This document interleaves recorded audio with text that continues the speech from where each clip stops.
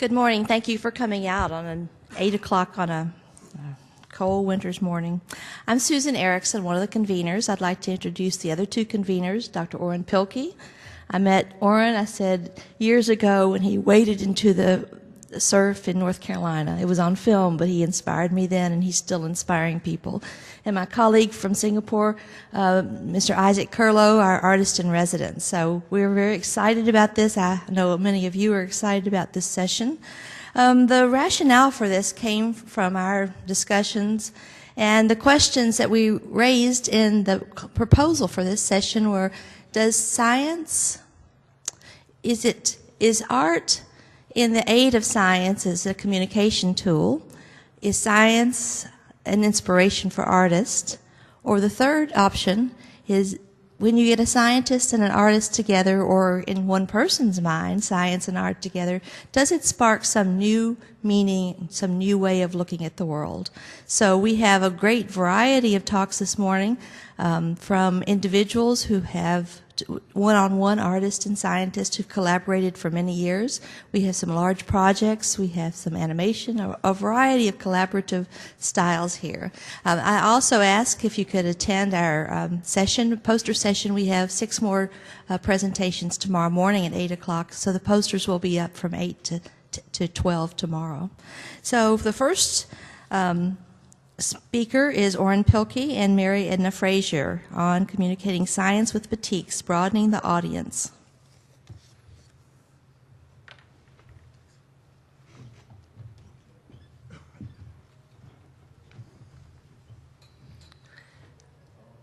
My boss is Orrin H. Pilkey. He's an internationally recognized marine geologist who is constantly in the news.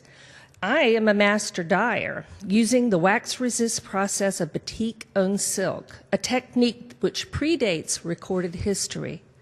Hurricane Hugo blew through my studio and home in Charleston, South Carolina in 1989, and I agree with Pilkey that Mother Nature always wins when it comes to sea level rise. Our collaboration has given me focus and purpose. Orrin and I first met on the Outer Banks on a research trip to Cape Lookout National Seashore in 1993. Above the roar of the ship's engine, as we crossed the inlet, we shook hands, agreeing to collaborate on our mutual passion for barrier islands. In 1994 to 95, the Smithsonian National Air and Space Museum gave me a one-woman exhibit, Aerial Inspirations. I needed Orrin's input for the wallboards explaining the science of the islands shown in my art. This is the largest museum audience in the world, and I wanted the Batiks to be more than just beautiful paintings. We've been partners for 2 decades with over 30 lectures and 25 exhibits, educating more people together than we ever could alone. In 2003, Columbia University Press published A Celebration of the World's Barrier Islands in its 2nd printing. It was featured on National Geographic, and the corresponding exhibits went to the National Science Foundation, the National Academy of Science, and Duke University Museum of Art. As an artist, I can make the arid carbonate islands of Abu Dhabi in the Persian Gulf look appealing just by flipping the image and using color. Before Google Maps, we researched 46 different locations, and we used maps, satellite images, and aerial photography that became works of art. When we settle on a design, I make the art. Venice was flooded in the year 2000 when I traveled there. And it is a truly hardened structure, a shoreline that's facing huge problems today with climate change. My father is a master pilot, and he thought that the aerial point of view would be helpful to Orrin. So we flew to Duke to discuss what he wanted illustrated from the air. From the family's vintage 1946 plane, I photographed the east coast of America. Islands from the sky became my trademark. My brother keeps the plane worthy, and I use FM2 Nikon cameras, but have switched to digital. Aerial excursions are also with instructors who fly while I set up a shot. From the aerial flight, over 250 photographs are narrowed down to one design. I might add a Carolina mood, and the finished batik takes about a month of layering with wax and dyes. Most of the batiks have 4 layers of this meditative process. The medium is painstaking, and its attention has to be both to detail in chemistry and brushwork. Universities like St. Olaf's Vlotten Art Museum helps us to grow our collaboration by curating the exhibits. When selecting landscapes to batik, Oren and I argue over which images best depict the science. Aesthetics and clarity must be in the design in a manner that engages the viewer both intellectually and emotionally. Global Climate Change, a primer, authored by Oren and his son Keith Pilkey, Duke University Press, 2011, has Our Expanding Oceans as the companion traveling exhibit. The North Carolina Museum of Sciences was brave to introduce this politically charged exhibit. The show travels January to the Museum of the Earth in Ithaca, New York, which is affiliated with Cornell University. Gulf Oil Spill is a silk designed by work by both NOAA and NASA, a compilation of 11 flights. The white specks are boats and platforms that appear insignificant to the scale of the damage. The Great Barrier Reef is 104 inches long. It's a combination of 22 images that were taken from a snorkeling adventure to Australia. The Northwest Passage translates into an old world silk map whenever you put it in batik on silk. I also work with Cindy Lee Vandover of Duke University Marine Lab, exploring deep oceans on the Atlantis. And with the Jason, this is creating an exhibit that brings art and science together. Planetary scientist Ted Maxwell at the Air and Space Museum collaborates with me on an exhibit called Mapping the Planets in Silk and Sound. It's opening this September at St. Olaf's. This is the Eye of God. The University of Columbus of Oklahoma installation had 27 large-scale silks. Each earthscape or planetscape encouraged the viewer to read the wallboards and the text from both the scientist and the artist. These are projects that make a difference in communication using art as a catalyst. Book covers benefit from good art. 4th grade textbooks benefit with art. Pilkey and I are a unique team. We study the science independently as well as together and search for available resources. I enjoy learning about a subject in depth and broadening my mind as I work. We're an unusual pair, and we're presently collaborating with American Rivers and a new book on inlets. This science-art alliance is highly successful. Why? We respect each other. I do not think he is a nerdy intellectual, and he does not think I'm a spacey artist.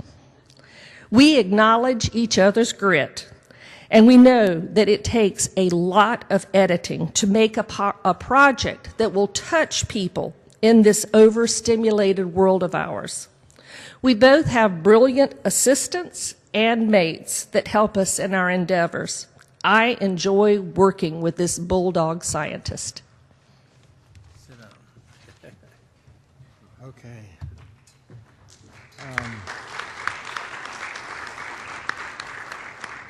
Now the scientist view. This beautiful batik is from the Mekong Delta, is of the Mekong Delta, and you can see the general dark color is reflecting the fact that the terrible things that went on here for years, and how the delta itself was the area of the maximum application of Agent Orange. The mouths of the dragon, as they call it in Vietnam here, each of these lobes of the delta have these little lines that you can see, which are actually barrier islands, former barrier islands. the way this delta has worked, it just keeps building seaward and builds an island, then advances, builds an island, and advances. It's something like the Cheniers, but with the help of spits. It's with spit growth as well. Anyhow, the batik shows these features, and which makes it a useful basis for explaining in wall art. Here is the barrier islands of Colombia, the Pacific coast of Colombia. Here you can see, where is that thing? Yeah. Okay, yeah, thank you. These are the individual barrier islands. We studied these two. You can see the dark area shows what is actually the island. It's a mangrove forest with very little water showing actually in the real world there. And the British Admiralty charts had no islands here, didn't recognize the islands. You can also see these delta. These are part of the ebb tidal delta of this system here, which has 4 meters of tidal amplitude, which is about the maximum that any barrier island can exist under. But the Batiks show the size of the island. But this is Isla Soldada, the one that was furthest to the right or to the north on the Batik. But you can't really see the edge of the island. The edge of the island here is a mere 20 to 30 yards wide, and it's all maritime, tropical rainforest, mangroves type. To bring this down to reality, this is the hotel on Isla Soldada where rooms were less than $5. We stayed, however, on another island and went upper crust and stayed in rooms that were $19 a day. So here is the Niger Delta, and the next photo will show this here. Down here, these you can see the distributaries very nicely and how the distributaries and the inlets correspond to one another. In this case, the inlets are more or less, which is kind of typical on a barrier island like this, a barrier island chain like this. That the inlets are actually also river mouths as well, or distributary mouths. And here is these islands are the widest islands in barrier islands in the world. They're 3 miles long, 3 miles wide. And instead of building island and then area of marsh and island mangrove, here because the continental shelf is steep here, relatively speaking, the single island just widened instead of forming multiple islands. So we can see these things and discuss them with the Batiks quite successfully. I want to change the subject for a minute. This is a pretty amazing book that I found at a meeting for coastal engineers in Belfast, Northern Ireland. They had a pile of these things, and anybody who wanted one could take one. I took one without even really looking at it, thinking I'd look at it later. And what it is it's a beautiful bunch of landscape art that they have used starting from the mid-1700s up to the present, well, up to the middle of the 20th century, to demonstrate changes in coastal environments. It's really spectacular. They even went to the trouble of evaluating which artists were likely to be realistic and which ones took some artist, whatever you call it, took some initiatives on their own. Here is one example how they use it. This village is all eroded away over the last 150 years on the Isle of Wight. And here's another one where they use this art to just kind of make a geologic map. In the description of this, they say now this area is covered with houses and forest, and you couldn't see this, and so the art has been helpful with that. Many of the artists are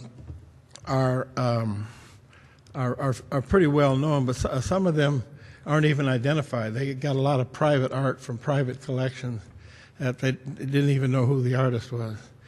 Anyhow, I have a copy of that if anybody wants to see this. It's really an amazing use of art. So to sum it all up, we think it has been very successful. Our collaboration, especially in these two books, has been successful in broadening the audience for example, global climate change and the preservation of barrier islands. And I don't think we've had to dilute the message, which was one of my original fears. And another fear I had was that scientists would not accept this, but I find that it is accepted by the scientific community, as long as the verbiage is accurate. And it's been a lot of fun. And with that, this is the end. That's a beautiful batik of an iceberg that we used it in the book on global climate change. Thank you very much. Yeah. Okay, I'm gonna. It is. You want to say something first? Yeah. It is my pleasure to introduce the next speaker, who is who's going to speak on art, aesthetics, design, and data.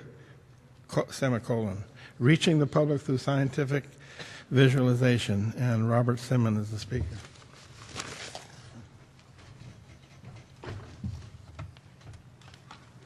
Thank you, Warren. Those batiks are really fantastic.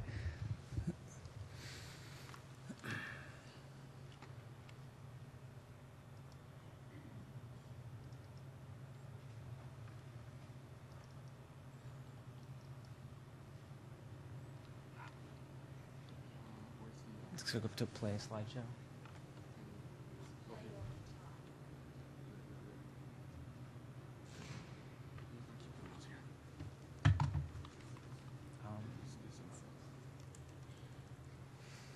Hi, my name's Rob Simon. I'm the lead data visualizer at NASA's Earth Observatory website.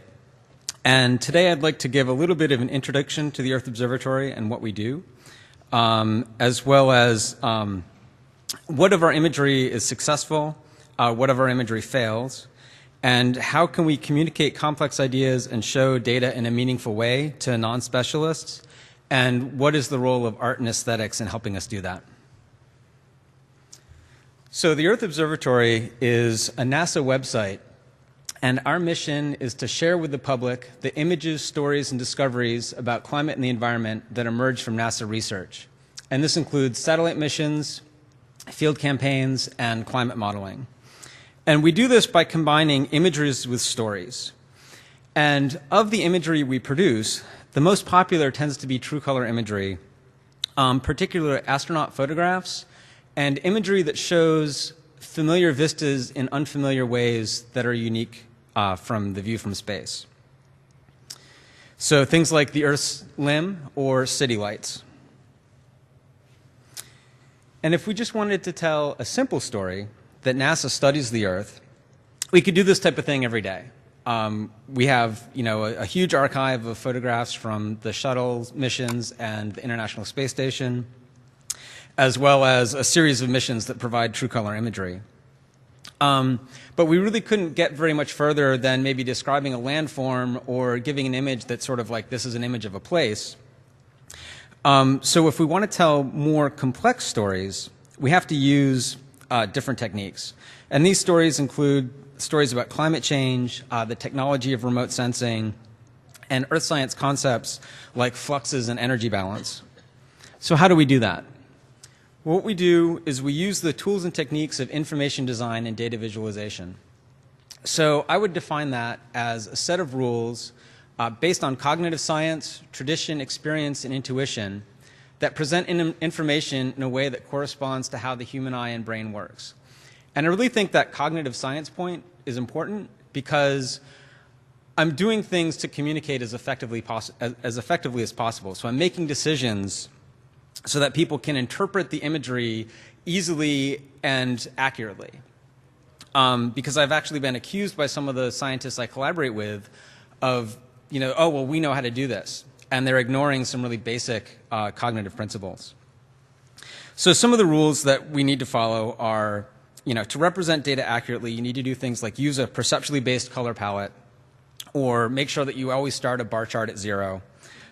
Really basic stuff. Also, I would say you need to emphasize salient features in imagery, so eliminate chart junk or unnecessary ornament, and create a visual hierarchy in your imagery. So focus on the most important data first, and then provide ancillary information that is more detail, that is more subtle and recedes into the background, but is there if necessary.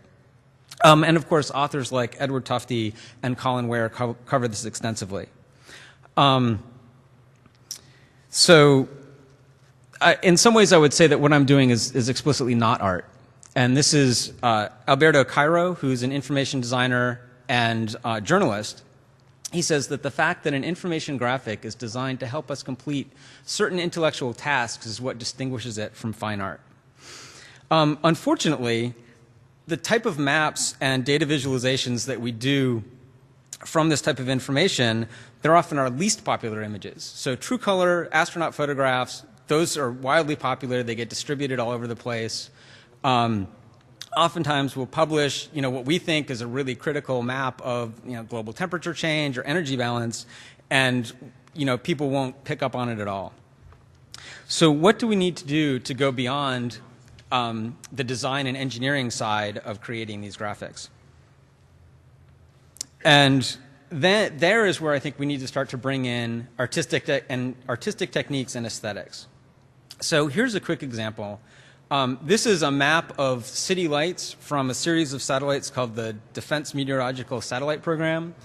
Beginning in the 1990s, they have instruments on them that are sensitive enough to actually see moons by cloud light. And one of the things you can do on moonless, cloudless nights is look at human settlements and lights. And this is an example of how the scientists originally presented the data.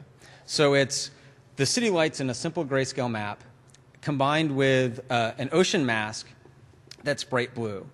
And I really think that this image is fundamentally flawed in a few ways, one of which is that the background data, the no data of the oceans, is actually more prominent than the data and the lights themselves.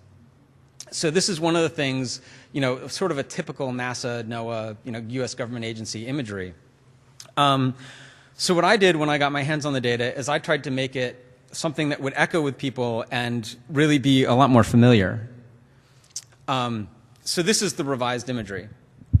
And I really didn't do that much to it, but as far as the popularity of the image and how people responded to it, I really transformed it.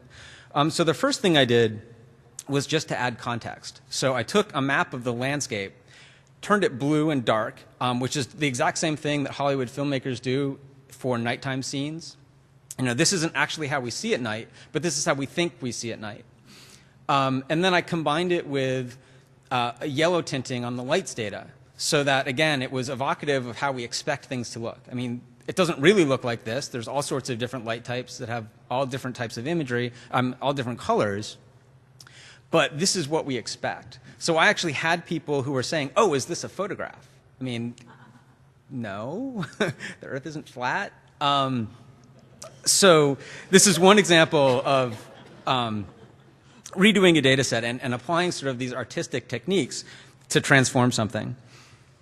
The next example, and this is one that really caught me by surprise, because I thought it was just a very pedestrian data set that we turned around and included with a story. But it's a map of above-ground woody biomass. And this is actually a map of trees in the United States. And this became incredibly successful. It got picked up by the Huffington Post. It got picked up by the Daily Mail. I was interviewed about it by Codot Design. And it was even on the TMZ gossip program as a question for Elijah Wood.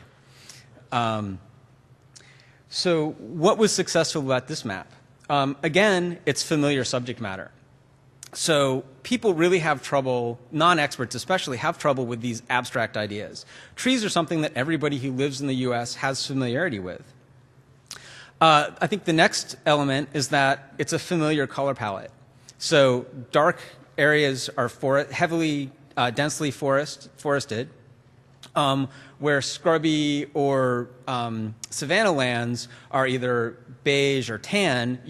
Again, it conforms to our expectations of what we think these, how we conceive of these landscapes. A couple more technical things that I did.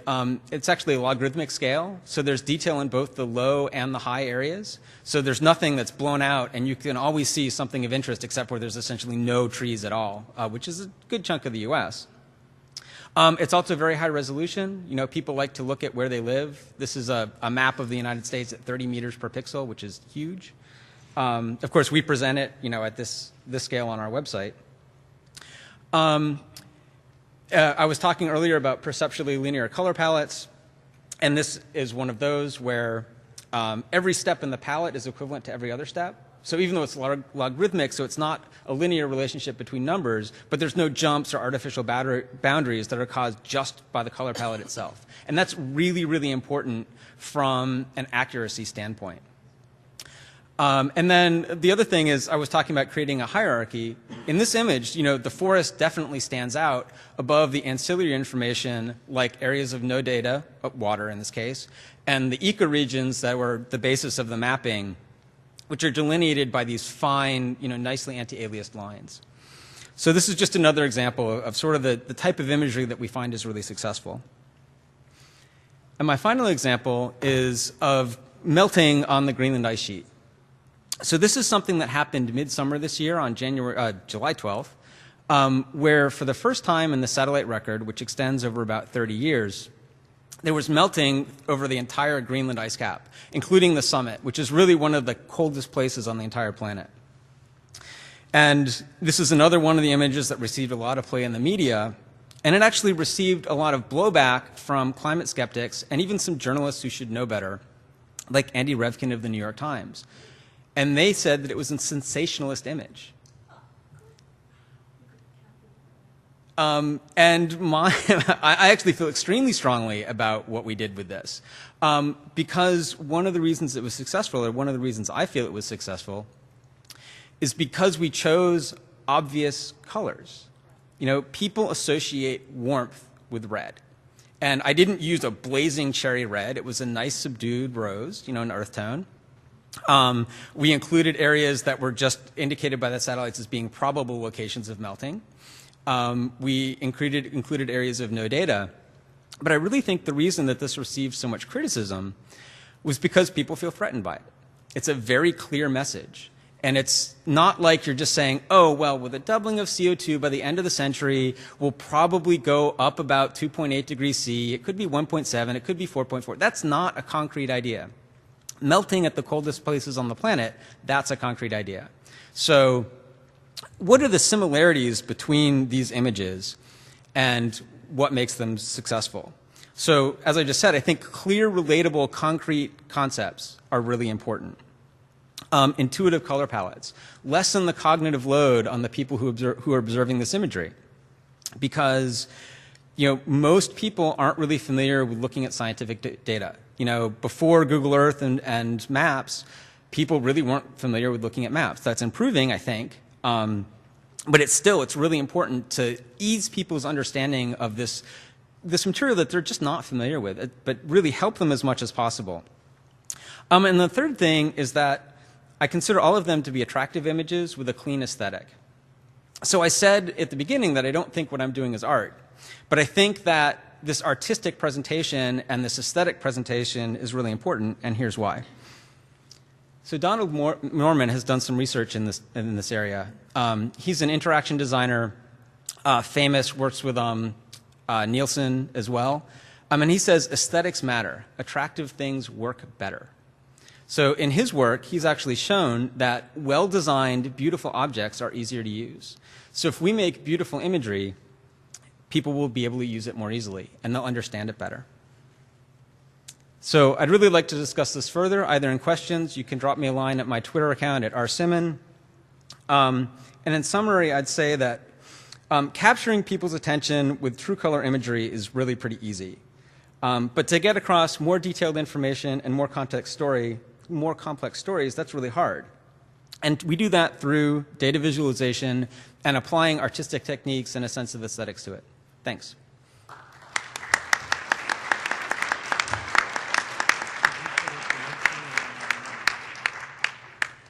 And if you have any questions, I'd love to answer them. We still have a couple of minutes. We have time for a quick question. The green map that you showed had one blue dot in it. That's. Repeat. They're there. Could you? Oh, okay. She's asking about there's only one blue dot, and that's Salt Lake. And if you look carefully, there's actually more. That's the one's obvious because it's against the lightest background. But you can see, look, Lake Okeechobee, Lake Pontchartrain, some of the lakes, huge lakes on the Missouri. Right. That's something I really didn't get into, but is really crucial in this type of data viz. I'm blanking on the term for it, but simultaneous contrast. So color and data visualization is an extremely difficult thing to do well. And you get these weird sorts of artifacts that I don't think Salt Lake is the biggest lake in the country. I mean, obviously the Great Lakes are bigger, but we mass them out. But there are other ones in there as well. Sure. Rob, you know how I've admired your work and how upset I am with how most NASA scientists, and not just NASA scientists, but NASA, plenty of contrary examples, really awful ways of displaying data. And the room is sort of not full of the perpetrators of rainbow ballots for continuous data. How, other than by good example, how do we get the word out to the rest of AGU that's not in this room, that so much of what their way they're showing their data is perceptually flawed and misleading? Wait for a certain generation of scientists to die off? I really don't know. Hey, I'm in that. I have been told point blank that I didn't know what I was talking about. Yeah, that we've been doing this for 20 years. We know what we're doing. We're going to keep doing it. It was 10 years ago, so. I think we just need to keep making the case and show the evidence. I'm collaborating very loosely with somebody from University of Oregon. Actually, I guess she's at Oregon State, who's doing some research in an MRI as people look at different color palettes. So maybe, the more concrete evidence that we get, and hopefully also, as we start to accumulate these examples of successful imagery that don't rely on color palette and use good design techniques, hopefully we can get people to jump on the bandwagon. I would sort of be interested in doing AGU sessions in the future about good design and just better communication on our part, I think. We got to go. Sure. Hey, thank you. Thank you. Thank you.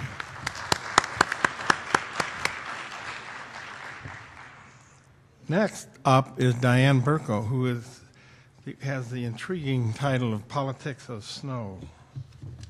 Thank you. Okay. Hi. Well, I don't mess around. I think this issue is political. Where is that dot that I was, well, I just, No, you have the PC, so Right. different mouse. so what do I press? Just press it. Just try. Okay, and if go you- back that if you way? want Great. back, yeah. No, I'm good. Okay, just had to understand it. Well, I'm so happy to be here, and I want to begin by thanking Susan Erickson and Kathy Ellens because they invited me. And one of the reasons I'm happy is because AGU represents the people who have helped me on my Politics of Snow project. I couldn't be here without them. The landscape, primarily monumental geological phenomenon, has dominated my career as a painter and a photographer for over 40 years. I began painting the environment because it overwhelmed me. It overwhelmed me with its beauty, and it was also abstract, and maybe because I was from Brooklyn, New York. So seeing the Grand Canyon, seeing wide open spaces was something that just captured my imagination. And as a young artist studying with painters who I think studied with abstract expressionists, I did my work in the early 70s, abstraction was still something important. And I found that with the images of landscape, I could still be an abstract artist. They're not super real. These are images that have to do with color, form, and I can move them around. I didn't have to worry about the model, sitting on a chair, and if she was just perfect. I could play around and call the shots, so to speak, as I was flying over different landscapes, as my colleague has. I'm just thrilled, by the way, with the talk so far. This is so inspiring for me. I also photograph the landscape. I find the practice of photographing another way to experience it. And my photographs are different from the paintings. They're about different visual aesthetic issues. They're also, I think, more abstract. And here we have Glacier National Park, which, of course, links to my work, and it was just a thrill to fly over the remaining glaciers that are still there. And each medium, I guess, has a purpose, and photography serves one for me. By 2006, I found that the landscape, looking at it, getting excited about it, just wasn't enough. I found that I need to do more with it because I was aware that something was being done to it, that there was a possible demise that could happen. And I needed to figure out a way of doing something about it. My epiphany happened at a solo exhibition of my work. In that museum show at the Michener Museum, it was a show about recent work with some older work tossed in. And one of the pieces that the curator suggested adding to the current 2006 show was this painting that was done in 1976. So there I was looking at this exhibition, talking to people, and thinking about those last 30 years. It was kind of weird because I was thinking about my life and then the life of Grand Jaurès, and what did that mean, and what could I do to figure it out? Had it changed from that 1973 photograph? So I began connecting the dots, rereading things, and also reading new things. This was 2006. You might remember this is when Gore's Inconvenient Truth came out, also Elizabeth Colbert's Field Notes from a Catastrophe. And I went on the internet and I started learning. I'm an artist, you know, I didn't have all these books right away, but as you can see, this collection just keeps growing and growing. And I discovered on the internet the International Snow and Ice Center's trove of historical glacier comparisons with the help of Mark Parsons. Then I found my way to the USGS site and luckily got a response from Bruce Molnia, who became one of my staunchest supporters and teachers. The term repeat photography was not in my vocabulary until he introduced me to the concept. Henry Brecker from the Bird Polar Institute at OSU became my next best source and friend. Like Bruce, he visited my exhibition in 2010, the first Politics of Snow show, and he told me about the work in Peru that he did with Ellen and Lonnie Thompson. Their pioneering ice core work was amazing for me to learn about. Last April, I met Lonnie and Ellen, who visited my studio when they were in Philadelphia to receive the Benjamin Franklin Awards. I also met Brian Mark and Daniel Sway at the same time. In the past, for almost 30 years, my paintings have been based on my own photography. I would go places, I would get grants, NEA grants, all sorts of grants. This was from a residency grant of 6 months that I had in Giverny. And I would take the photographs, I would paint en plein air, as they say, and I'd go back and I'd make my paintings. But with this new obsession that I was developing about global warming and climate change, that wasn't going to work anymore. I couldn't go to all these places. I needed information. And I just sent out email inquiries, and one led to another. I want to acknowledge some of the people who answered me. I mean, they're all here at this conference. Individuals like Richard Alley, Sarah Doss, Andreas Munchau. I met others at conferences and panels like Marco Tedesco at a CUNY graduate school's colloquium called Nature, Ecology, and Society, where they asked me to speak. I met Osa Renelmam at Rutgers, where we were both invited to participate in a conversation about our disciplines, art and science. I met Michael Mann at ACS, American Chemical Society, which was an almost as overwhelming a conference as this one is, I mean, in terms of people and topics. And I also met Michael Oppenheimer and Adam Malouf when we all participated in a panel about an exhibition I had at the Woodrow Wilson School. All these people gave me information they gave me also courage to deal with the stuff that they were dealing with. And all that added to my knowing that I had to do something in my own language to explain and represent the urgency of this issue. And I could only do it with a paintbrush. I couldn't do it with graphs and all the posters that are, in this building. So my first politics of snow paintings came from reviewing books that I already had used in the 70s. One was the Matterhorn. The Matterhorn is such an iconic image. It seemed a good choice to start with by portraying it in a grid. I was figuring that way maybe people would get the idea that this is such an icon. It was a subtle kind of message, but there's even the Matterhorn, someone told me, in Disneyland. So maybe it would give them some pause. But then from there I realized that using repeats was the next best approach. So I began developing sets of diptychs and triptychs, which comprised that first exhibition in 2010.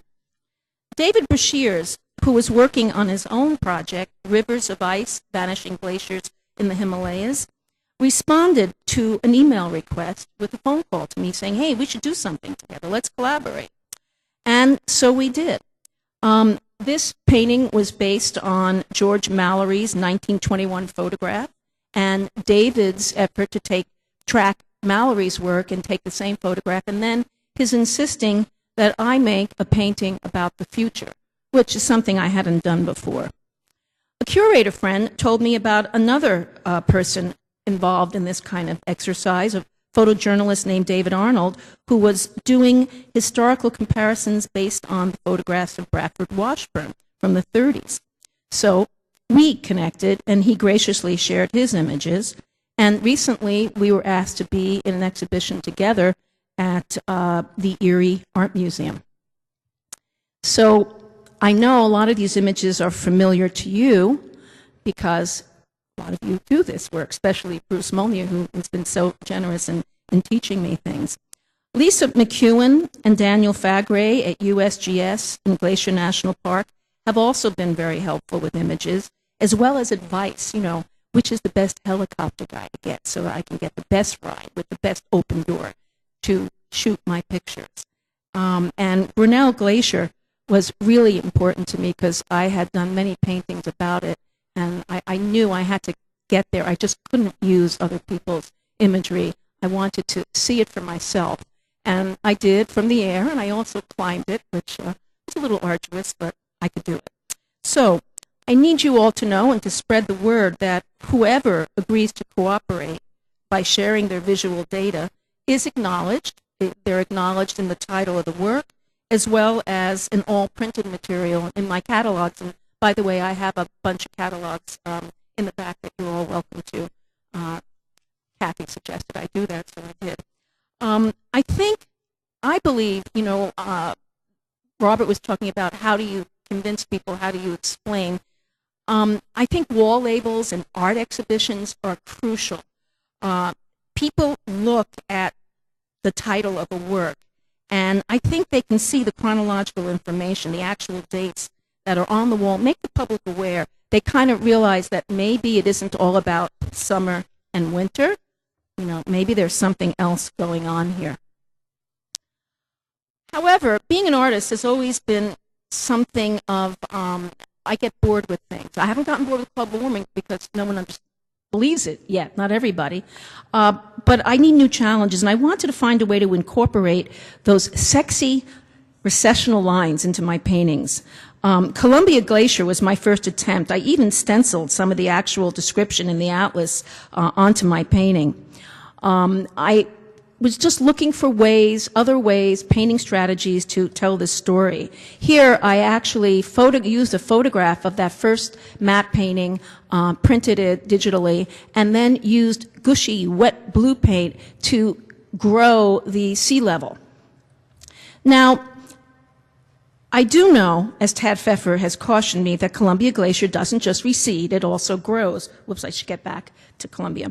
But I want to use it as a dramatic image, and I think it's I've been told by my science friends, it certainly is receding more than it's growing, and it's getting thinner. So after doing a number of paintings using the lines, I then became seduced by Landsat maps. Landsat maps that do have strange colors. But as an artist, I love those strange colors. So I was trying to figure out a way to use those to make paintings, but to also make a statement. In this set of 4 paintings, I was talking a lot about issues of information. How do you learn about things? Well, you got Mallory's photograph from the 30s, you have the Landsat, and the third one is a Bruce Molnier photograph that he gave me just about a year ago when he was flying over Columbia. And then the last one is from the Atlas. Well, you could say it's not in chronological order, and I would say aesthetics for me does trump information, chronology. Here's another iteration of Bear Glacier. Point out that the white that you see is raw canvas, and critics always talk about that as a metaphor for absence. Here's another image that Bruce helped me with. The 3 on the left, of course, are recent. The one on the right isn't. And in that one, I incorporated some of the map's information so that people would be confused and provoked and intrigued. It's a painting, but it's also about mapping. Thank you, NASA. I want to acknowledge you. I was thrilled that you're here. I have switched from things like, from the Atlas, actually, because I've been invited by the Arctic Circle to go to Svalbard in September. So my whole switch has gone to looking at the Arctic. And certainly Petermann Glacier is one to look at. And I also thank Alan Hubbard and whoops, just lost my place. And Jason Box, who I met actually on Sunday night. Through more queries, I've also spoken with Jack Kohler, who is actually in Norway, and hopefully he's going to help me hitch a plane ride so that I'm going to be able to fly over Svalbard and again get that aerial view, which is, as you see, important to artists, before I'm actually going on that 150-foot barkentine around the archipelago. So I just want to conclude by saying I agree that art can help science. I agree. I believe that science inspires me. I am just so pumped over this issue. I don't think I could continue just painting landscapes after becoming aware of the issues of our time. And I hope that in my own way, I can collaborate with you and help preserve our planet. Thank you very much. Hey, thank you. That was neat. Thank you. We running just a hair late, so we have a missing individual in our group, the number 8 out of 9, I think, and we'll have a chance for more questions and hopefully discussion then. So let me go ahead and introduce my new friend here at the table, Isaac, who I don't need to give you the title, I guess, since it's right there. Isaac, go ahead.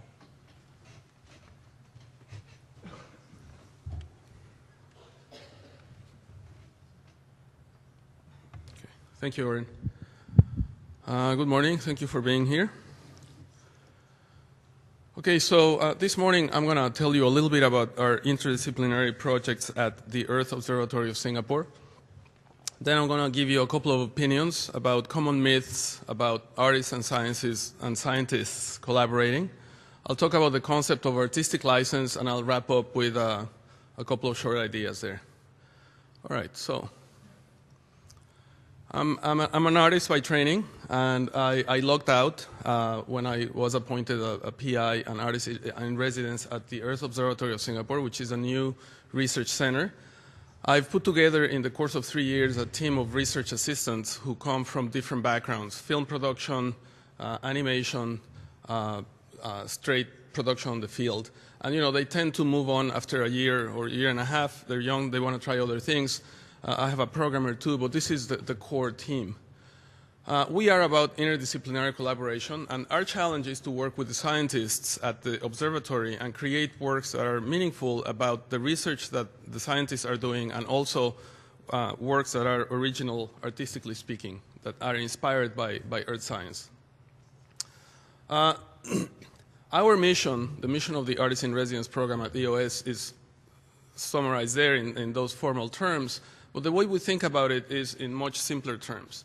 Our mission is to entertain mainstream audiences who are not scientists, to inform them about things that they don't know, or that they might be interested about, or that they are relevant to them, and transform their perceptions of things. These are some of the projects that we have done in the last 2 years and a half. And before I tell you a little bit about each of them, I want to tell you about how we think about the projects as we start them. When we plan the project, the first thing that we think about is what is the balance between art and science in this next project that we're about to start. So I came up with this simple idea of a little bit of a scale that, and I think there's a bit of information being clipped at the edges, that has science and art as a scale. And at the beginning of the project, we decide, is this a project where art is going to be used to communicate scientific concepts? Oh, there we go. Or is this a project where science is going to inspire an original work of art? And of course, there's all kinds of in-betweens. There's all kinds of shades of gray. So let me explain to you what I mean. Of course, each one of our projects ends up falling somewhere. And sometimes we start the project thinking that the project is going to fall over here, and then it ends up being a bit more scientific or a bit more artistic. But for the most part, we try to stay on target, because when we seek funding, we actually talk about the level of science or art that the project is going to have. So for example, this is a short film about techniques that scientists use to build timelines of earthquakes in West Sumatra. And we knew from the beginning that this was kind of a technical film that would probably not be of interest to mainstream audiences. So it kind of leans towards the science, but it's not highly scientific. It's mostly technical, so we placed it there. Mayon, this is a film about people, the people who live around the Mayon volcano in the Philippines. And we wanted the film to be very mainstream. So we designed it so that it would fall as much as in between as we could. It had an equal amount of science, but it was very entertaining and very easy to get into, a lot of beautiful images and clear expressions of data. And actually, it worked. The governor of Luzon province, where the Mayon volcano is, adopted our film and distributed to all of his civil action people and to villagers to inform them about what they've done in the past and what the best practices are. We also were awarded a really nice award by the United Nations Festival of Environmental Cinema. So creating works that fall in the middle is kind of good for mainstream audiences that have a balance between art and science. Sudden Nature is a crazy little film that we created about the relationship between man and nature. This is all about artistic drama. It has very little science in it, but it's definitely inspired by science. So it's won a lot of awards in the kind of film festival circuit. When scientists first look at it, they go, huh? But after they see it a couple of times, they start to see the allegories, and most people end up getting into it. Earth Girl, which is a project that we just completed, is a computer game designed for 7 to 12-year-old kids. It's a game about a girl who can save her friends and relatives from natural hazards. It's a flash game. And because it is for kids, we have to keep the science content kind of simple and limited. And it had to be very entertaining, and it's a game. It has to be fun. In building the game, so I'm going to talk a little bit about this game for a couple of screens. In building the game, we had to make a lot of choices. And of course, as artists and as animators and filmmakers, we're not scientists, so there's a lot of stuff that we have to learn before we can actually make a game about it. We have to talk to scientists and read a lot about the science of volcanoes, tsunamis, flooding, so that we can simplify it and choose the relevant items that are really meaningful. So each screen, each moment, each gameplay has to be well informed. These are two girls in Banda Aceh during our user testing process. We user tested the game in China, Indonesia, and Singapore, and the feedback that the boys and girls gave us was really invaluable. All right, so let me talk a little bit about common myths about scientists and artists collaborating. Okay, number one, there's a lot of people who say, oh, you know, artists and scientists, they're so alike because both of you are thinking about the big issues and it's probably very easy to collaborate. Well, what I say is, yeah, maybe, but not really. Artists and scientists, we are very similar in some things, but our methodologies, our practices, and really the scientific method and the artistic method are quite different or can be quite different. And so, you know, you really have to work on it. You have to work on understanding how each other works. It's not a given. Number two, I usually hear this a lot from scientists who are not used to collaborating with artists. They think that we're all the same. Any artist can draw, any artist can take photographs, any artist can make a film, and that's not true. Of course, that's a myth. Every artist is different. You know, there's a lot of professions within the arts. There are professional filmmakers who can't draw. There are amazing painters who can take photographs. There are people who can do both. So there's all kinds of variety, and it's important to know as a scientist, as you think of collaborating with an artist, you know, what is it that you're trying to get out of this? Because you're not going to get everything that you want or that you'd like to get. So, you know, there are specialties within the arts, and these are very, very important. Artists don't get science. Of course, some artists really don't get science, and that's fine. You can still collaborate with them because they have other things to offer. Some artists are very interested in the science, and there's a wide range of styles of how artists work, and I think it's important for scientists to know this, to talk about this before they start their collaboration. This can save really a lot of trouble. And the same is true for artists. I would say the same thing to artists. You know, when you're thinking about collaborating with scientists, not all scientists are the same. Some scientists are actually great communicators. Some scientists are not so good at communication. Some artists have collaborated with artists before. Some scientists haven't collaborated. So all these things are very critical issues in terms of a collaboration. Of course, interdisciplinary collaboration is a wonderful thing, and a lot of people who are trying to sell it as a lofty thing to do, they say, oh, it's very easy and it works all the time and it's wonderful. Well, that's not really true. Interdisciplinary collaboration, I think of it as an experiment. It might work, it might not work. Or I think of it as an adventure. You don't really know where you're going. You think you know you're going that way, but you might find some unexpected, you know, beast jumping at you and you have to go some other direction. So that is the nature of interdisciplinary collaboration. You can't make a rigid schedule or a rigid set of expectations and expect it to work because it just doesn't work like that. And a lot of collaborations actually fail. And what I've seen is they fail because people don't take the time to really talk about these issues. So I think these issues are very important. All right. Let's talk a little bit about the concept of artistic license. In working through some of the projects at EOS, we have a lot of discussions with scientists, and some of them are very wonderful and some of them are really nasty. And after some of these discussions, I realized that one of the issues that I had to identify for scientists to understand was the concept of artistic license. Okay, so artistic license is a term that's commonly used in the artistic process to denote the distortion that artists would like to make of facts for dramatic effect, for dramatic impact. This is very common. This is what we do. This is what filmmakers do. This is what novelists do. This is what music composers do. This is what painters do. We tweak things a bit to push the message in a certain direction. And, you know, this is our given right.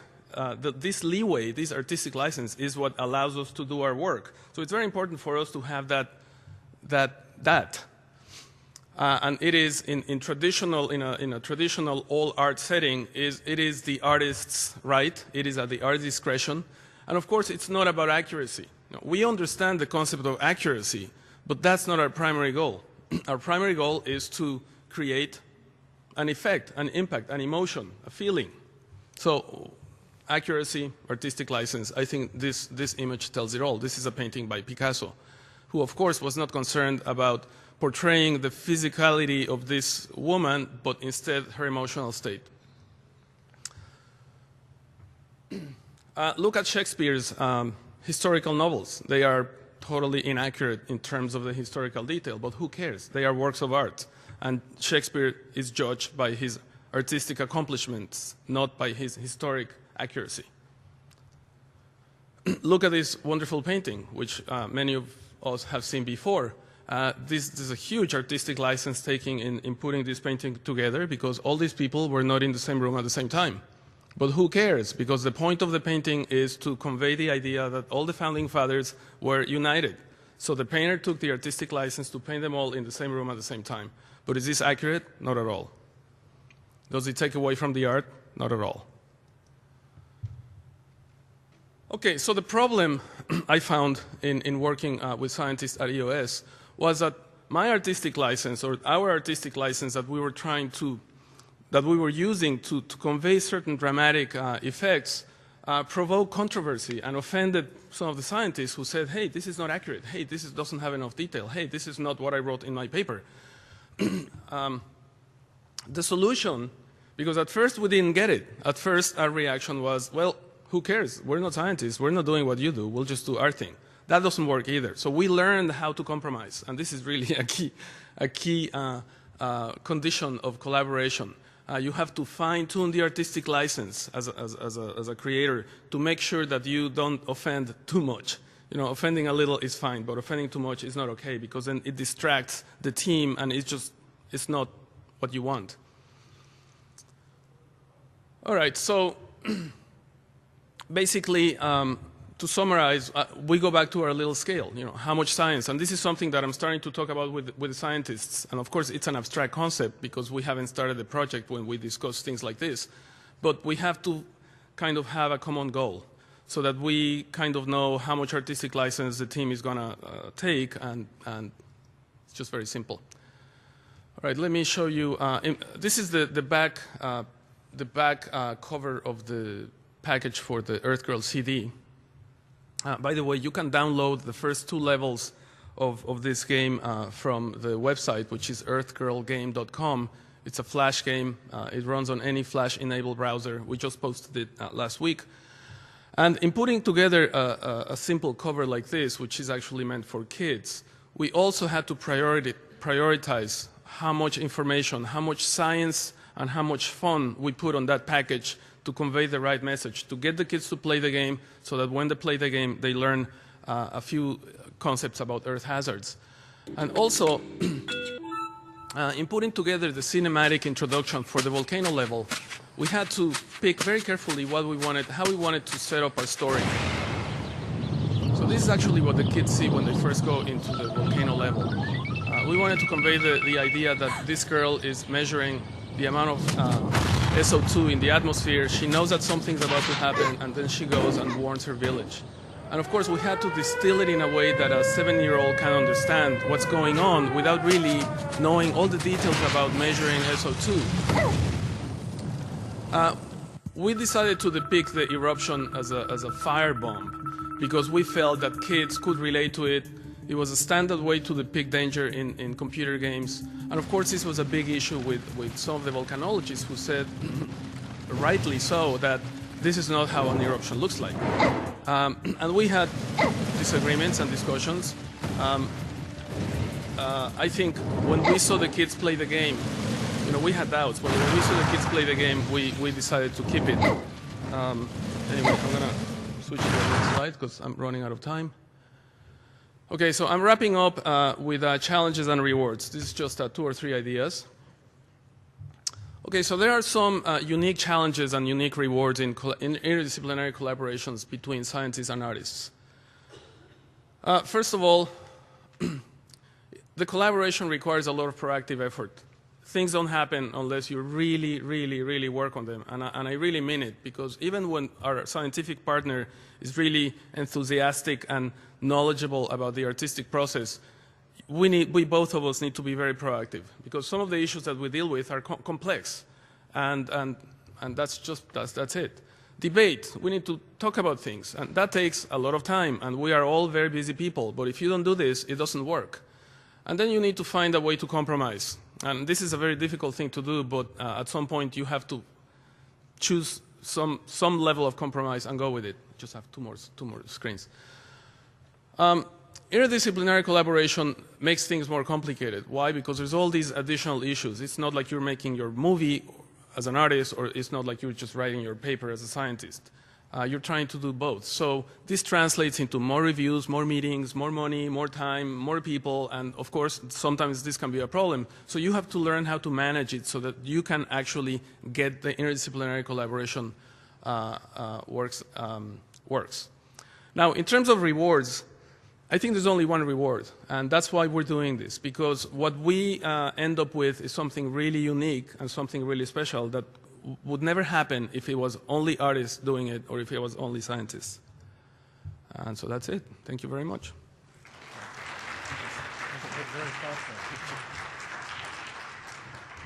We are running a little short, so we had better move on. There will be an opportunity, I think, for a discussion in a bit. The next speaker is Veronica Robico-Nelson, speaking on the power and pleasure of visual arts in exploring remote environments. Thank you. A Mac, please.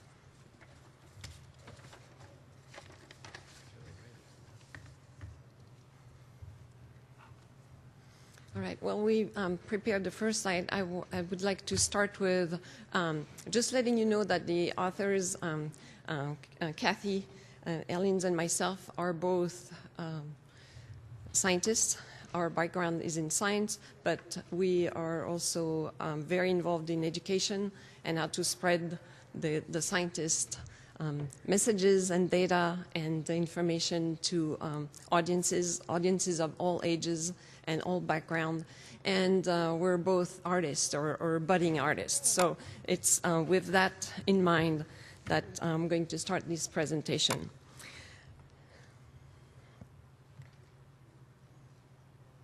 Oops, just click. Just click on the mouse. All right. So I'll start with this slide of computer visualization of some of the processes that we actually look at when we study the deep sea and the formation of lava at the bottom of the ocean. And one of the, I'd like to start with the fact that the discipline of science and arts are both intertwined in many ways, but we've seen are not similar. But one of the things that's similar is that inspiration is what drives both sciences, or is involved in both of these endeavors. Inspiration rewards the scientists, it rewards the artist, and it also rewards the participants in those artistic experiences. Very little is known in terms of research. Very little is known between the relationship of actually learning and the experience of art. But what is known is that aesthetics inspires, informs, and engages the emotion of the person who's involved with that artistic experience. And if your emotions are involved, there is a door open so that learning can happen. And a very specific type of learning, it's learning by choice. You are the master of what you want to be interested in and what you want to be looking into. And that's, I think, that's not always the way scientists think. We think these things should be learned. Well, that's not true. Some people are just not interested in what we're doing. So associating arts and science might be a way to offer the general public a way to be less intimidated by what scientists do and less intimidated by the messages that they want to share with the greater public. A little bit of research has been done, actually. A paper just came out this year by Basinski et al., which looks at the intersection between arts and sciences. And some of their findings is really interesting because it shows that if you focus on some of the strategies that the artists are using, some of them are, for example, adaptability, and you've seen that in example of Diane, and all the things that she has to do to actually come up with a concept for some of her paintings. The complex communication skills that they have to deal with because they are not using simple data, they're not using just a simple emotional reaction, they're combining all of these things. non-routine problem solving that they face, those are skills that are required now to be successful in the 21st century. So some of the strategies that the artists are using can be maybe modified so that we use them in the way we teach science and we send our scientific message to audiences that are not always interested in what we do. All right, so I'm going to just review a few projects that have been going on since the mid-1990s that were quite powerful because of collaborations between artists and artists of all sorts, as you just told us earlier. And the projects that I'm going to describe and show and share with you are two high-impact films that were created about the deep sea and deep sea exploration, a traveling exhibit which is available for travel and viewing in different universities and museums, and then a permanent exhibit, a large permanent exhibit at the American Museum of Natural History in New York, which focused on why is Earth habitable. So the first example is something the general public is used to, a PBS Nova documentary called Volcanoes of the Deep, which was the result of a collaboration between scientists at the American Museum of Natural History, scientists at the University of Washington that are specialized in deep sea exploration, and of course the PBS team that was on board filming with us. This collaboration again took a lot of time and a lot of education on both sides. 3 years to produce a documentary of 50 minutes and a lot of effort in understanding artistic license from the filmmakers and also the science and the science questions from the artistic side for a product that would be meaningful to all involved. The power of those documentaries is that the combination of the stunning images that we can gather on the seafloor in this remote environment and the compelling story, which includes not only why the scientists are there and trying to answer the scientific questions that the scientists are searching for, but looking at life on board, the drama of life on board, the difficulties, the dangers of being at sea, both at the surface, where weather conditions are always changing, the adaptability of people on board, and also working in an environment that's difficult because it's remote, like the deep sea, where it's pitch dark, so there's huge technical challenges to overcome, pitch dark, cold, no lights, etc. So all of this actually makes this story compelling so that audiences can actually vicariously live that kind of life and live that adventure with the scientists on board. So that's one example. And actually the website for the documentary is indicated on this slide, and it's still available on YouTube. The second example is a high-impact IMAX movie that came out in 2003, Volcanoes of the Deep Sea.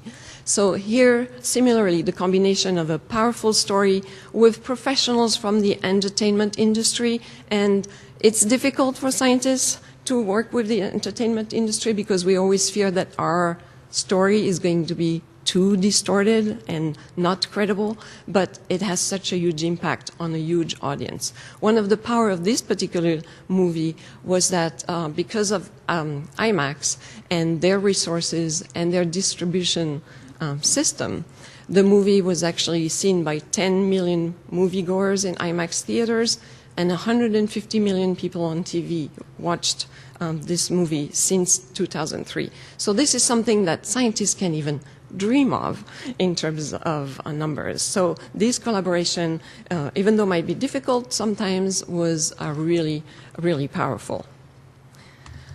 Now the next type of collaboration is maybe a little bit more traditional. This is, you've already actually seen Dr. Cindy Lee Vandover right here, who's a deep sea explorer and an ecologist studying chemosynthetic organisms at the bottom of the ocean around hydrothermal vent system, had long-term collaboration with one single artist, Karen Jacobson, and they together went to sea for nearly 20 years on a regular basis. And Karen actually experienced diving to the seafloor, so she's experienced the scientific environment in which the scientists actually live and thrives. And she was able to document, as they were happening, the discoveries of individual organisms that are found in hydrothermal vent systems.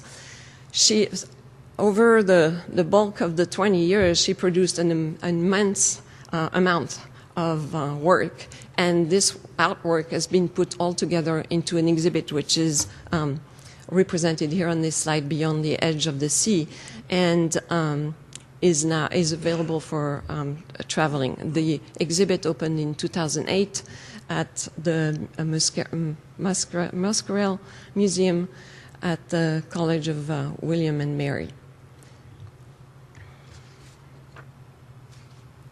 The fourth example that we'll talk about is the example of, again, a long-term, this one was a 5-year collaboration which resulted in a huge exhibit and permanent exhibit at the American Museum of Natural History.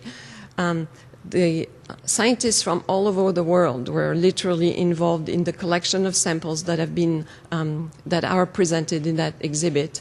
And among them, very large chimney sulfide structures that were recovered and documented in the NOVA documentary that I introduced earlier.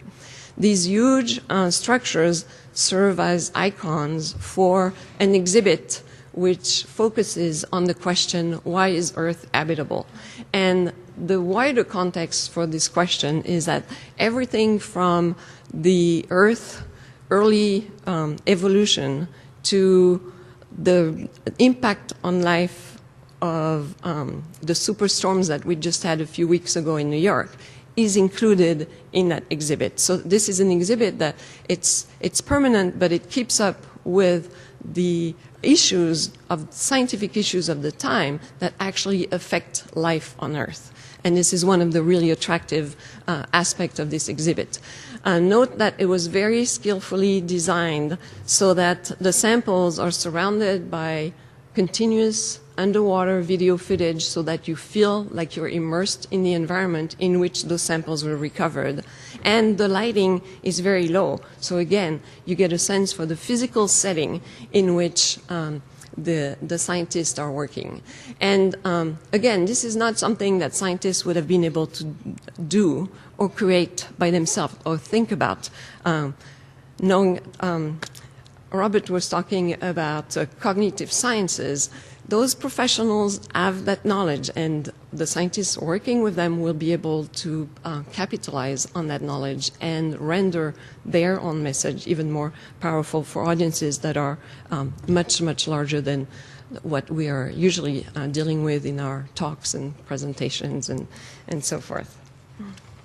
The other aspect of this particular exhibit is that it's also complemented by a blend of traditional visual displays, but also interactive activities for the students and a whole series of online courses that have been developed for students and teachers who can then go beyond the experience of visiting the exhibit, but then can continue to work on that particular theme and the scientific process through those courses. Actually, the museum has done such a great job in terms of education, and this kind of brings us back to the learning aspect that we wanted to discuss a little bit in this talk, that they've been picked out by the Department of Education as one of the first museums to actually train teachers and train students in science education. So they're now experimenting with training teachers with some of their exhibits so that then the teachers can train their students afterwards. And another aspect that was really interesting to work on during this particular collaboration was trying to bring the importance of the scientific process into the experience, which is something that's not always easy to do. The scientists live it, so it's sometimes difficult to explain, but you know that now in science education, what is called inquiry-based is really trying to understand the scientific process that goes along with understanding science, appreciating science, and then using science in your daily life afterwards.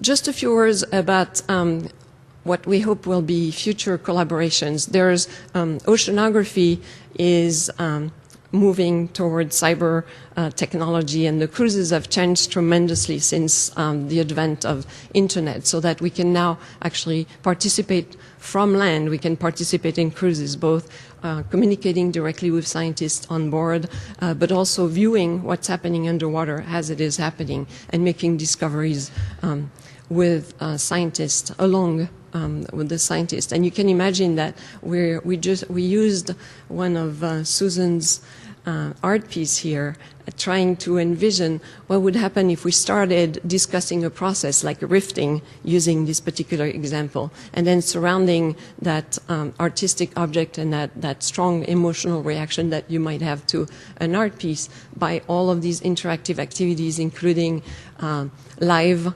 video footage from the seafloor as scientists work on the seafloor, samples that you can touch and examine closely in the museum. In conclusion, we also want to acknowledge the people with whom we've had a lot of discussions about over the years, I mean, literally over the last 20 years, specifically Liz Goering, with whom we actually wrote a paper looking at education and science, and that inspired this talk today. But of course, the RIDGE and the RIDGE 2000 communities of scientists that are all AGU members, all at this meeting today, and have been all a part of these projects, and then all the other project collaborators that have allowed us to actually start thinking about some of these issues more seriously and share them with the scientists.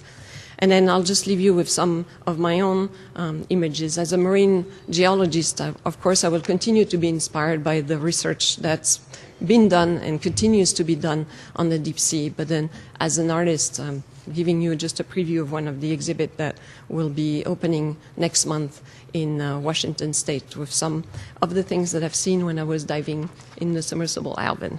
Thank you.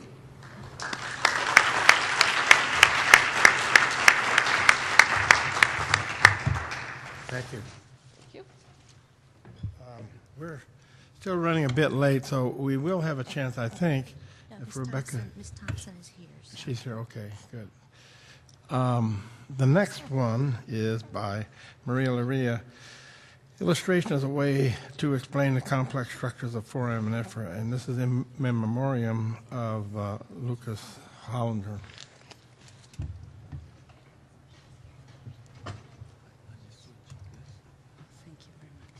This will go yellow at 2 minutes. Sorry? Yeah, this will go yellow at 2 minutes. Oh. So you have 15 minutes, and when you are 2 minutes from the end, it will light up. Okay, thank you. Good morning. Illustration, drawing is a very important tool for the transmit of knowledge in science. And we have sample here about the drawings of foraminifera, or we can also call it foram. Foram are marine unicellular creatures who can be as small as the size that can fit on the eye of a needle, or as large as the palm of your hand. And these can be found today in the sea, but they are also very old samples, petrified, that can be as old as 500 million years. So Professor Lukas Hottinger was a very great scientist who was an expert on forams, and part of his success was probably because of his drawings. So the first time that forams were discovered was by Herodotus in 5th century BC. There was found in the Params of Egypt. Because of they belong to sedimentary rocks, they can also be used in ornamentary rocks, like for example here in Barcelona. If you have any doubt or the artistic quality, you see that other artists and scientists have been interested in make a foraminifera sculpture park with giant sample of them. So the first science to systematically study them was Alcide d'Orbigny, who can be considered the father of micropaleontology. And he made these beautiful drawings where, for example, he take the graphic scale. Here, this is the actual size of these drawings. Another milestone in the research of forams was the Challenger expedition. England scientists and artists were in this ship to make discoveries from the deep sea, and they create these gorgeous and beautiful detailed drawings from very, very rudimentary tools, like very early microscopes.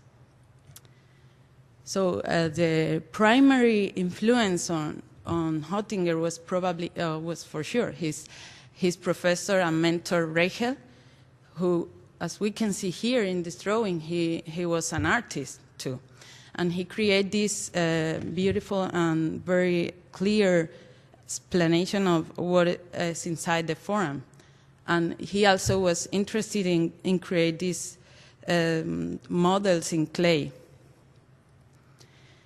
So the difficulty for studying the forams is that you cannot see what is inside unless you cut it. You have to cut it and lose the part of the sample. So you have only sections of it, and that's what you have as a picture. So you from these sections and this little small sample, these are 2 centimeters. So these are 2 centimeters, so it's really small. And he explained in his papers, he explained how to cut it, how to prepare the samples. Where we are being studying is, in our research, is how he can do a whole model from showing the inside architecture of the foram. At the same time, he shows the section that you can see in the pictures. Like we can see 3 sections, 1, 2, 3.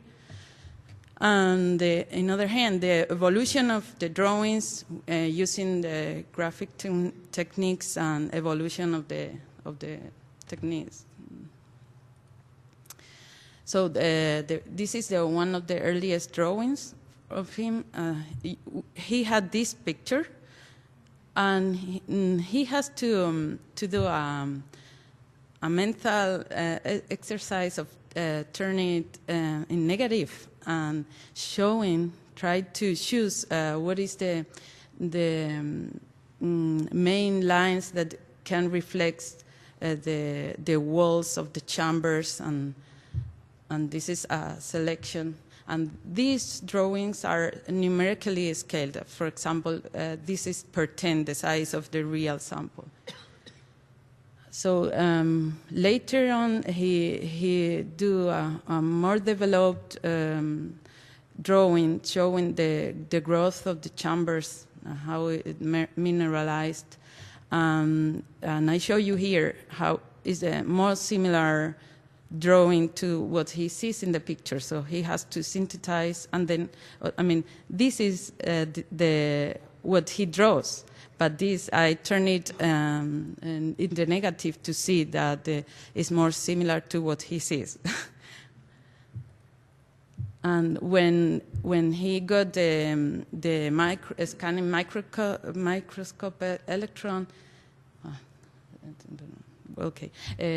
He can obtain a more detailed picture, but still he needs the drawings. He had to decide which are the most important aspect to show, to understand and explain.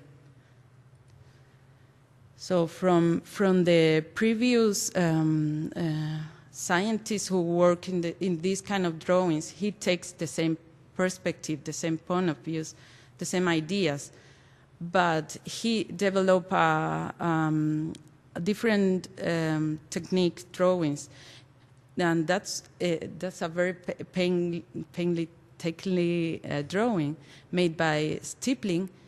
And that's the reason why is because he needs to get cheaper copies of it.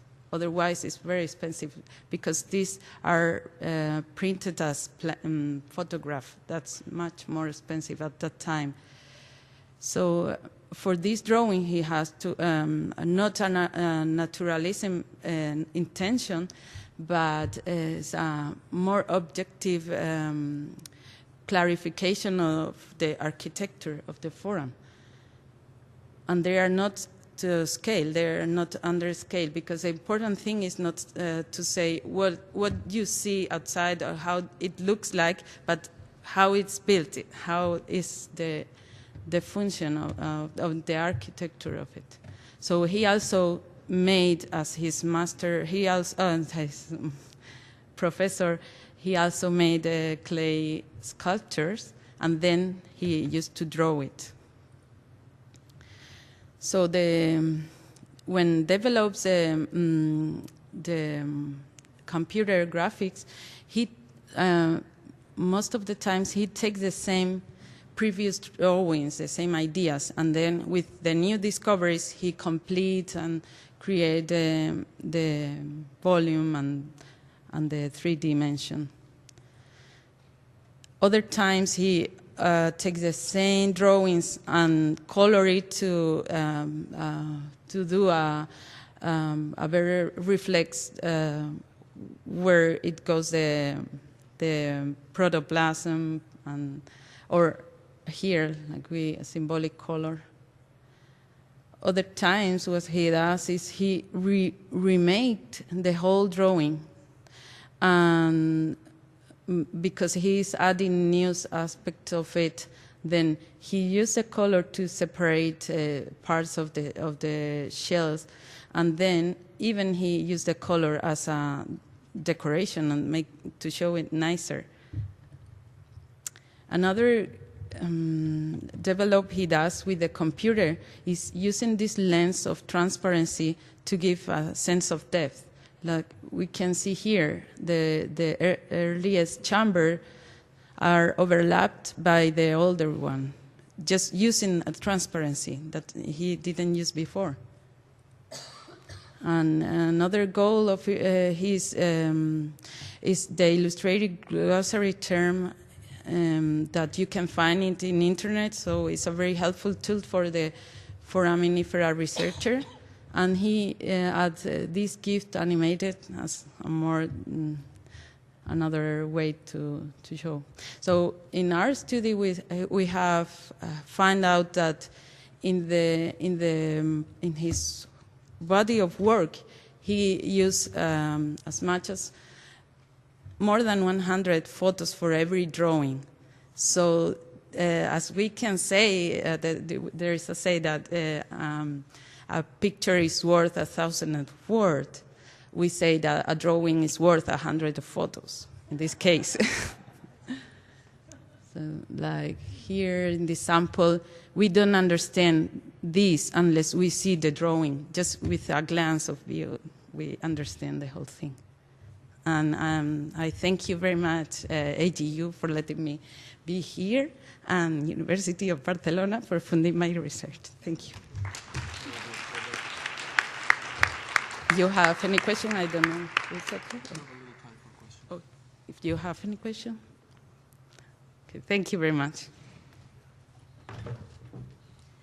Thank you. We had a missing artist, but she has appeared.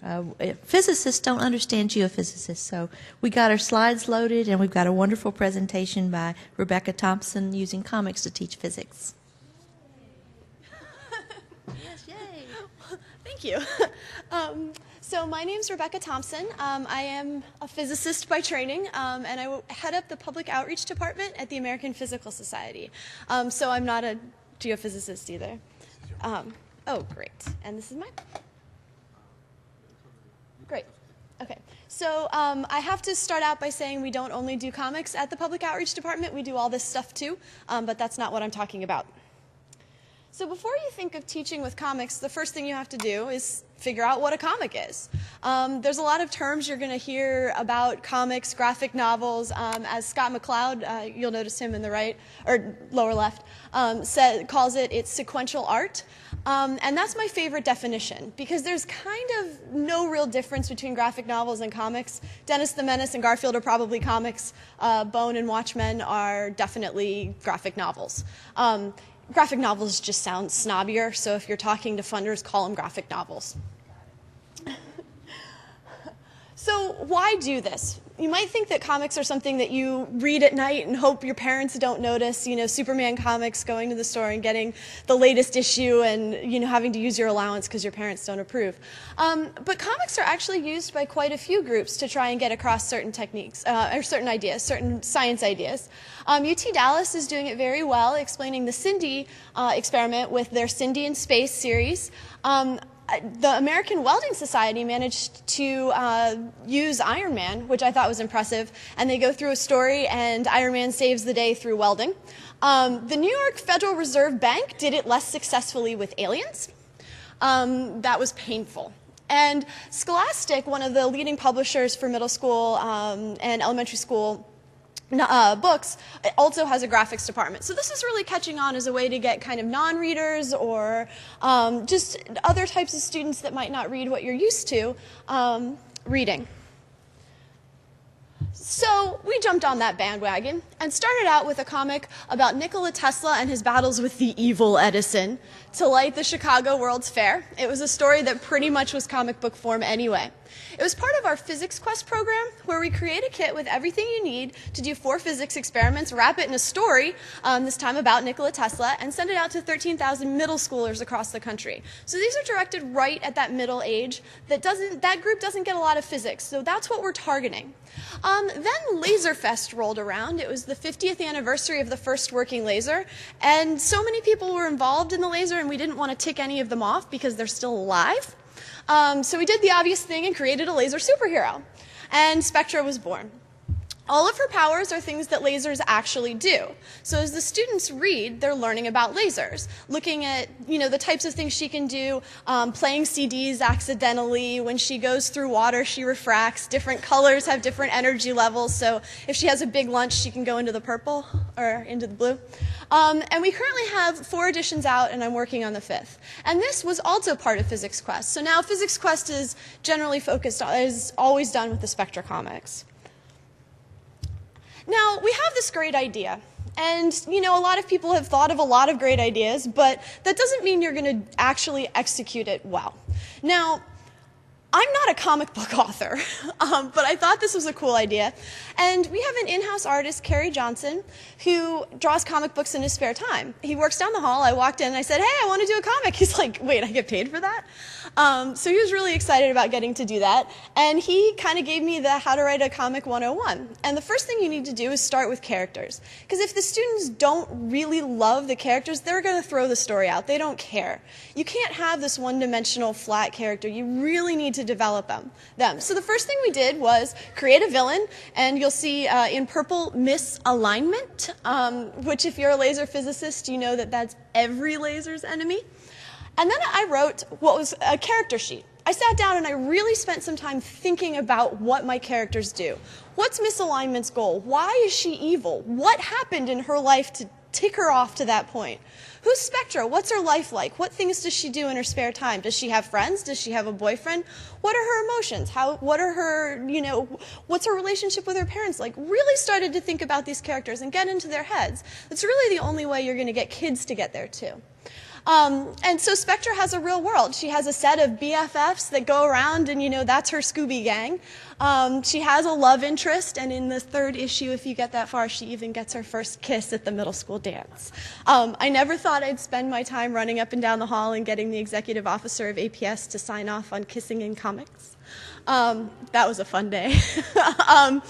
And so we really created these strong characters. The other villains up there are General Relativity, Tiffany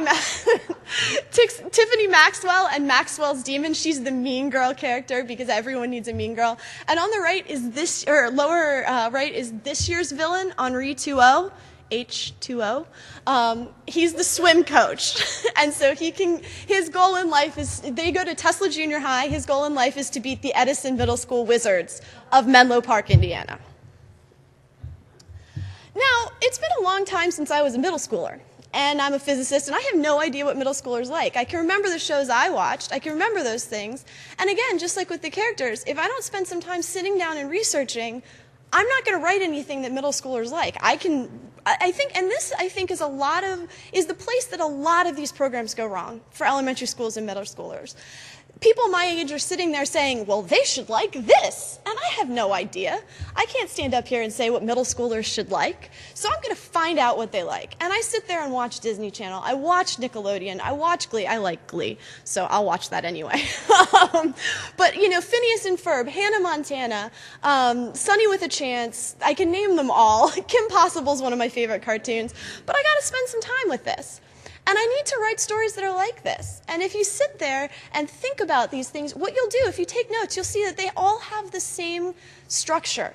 They all have this, first love interest. They have this separation from parents. They need to have their friends. Every one of these shows has an episode about the same type of things. So I'm going to do that. And one thing I think that might go without saying is never put educational on the cover. You're trying to get these kids to read it because they like it and then learn accidentally. That's the last thing you want to tell them you're doing. However, whisper it to their parents. So now I've got this great idea, this wonderful outreach project and a fabulous artist. So that's wonderful, but if it's going to sit in my office, it's of no use whatsoever. So I have to figure out how to get it out there. Physics Quest was obviously the easiest way. It goes out to 13,000 middle schools across the country. That's about 350,000 students. And it ranges from homeschoolers, private schools, Title I schools, which are low income, public schools. We even have Boy Scout troops and Girl Scout troops doing it. We have no restrictions on this, which I think makes it very unique. We also go to conferences such as this, the NSTA conferences, all the science teacher conferences. We make sure that we go there and get that in the hands of the science teachers. We have a website, physicscentral.com. Definitely go there. We have a podcast and a blog and all sorts of other fun stuff. And then special events through APS booths. So we will go and talk to APS members and let them know it's there too. And they also enjoy getting it out there and telling their friends about it. And they have kids.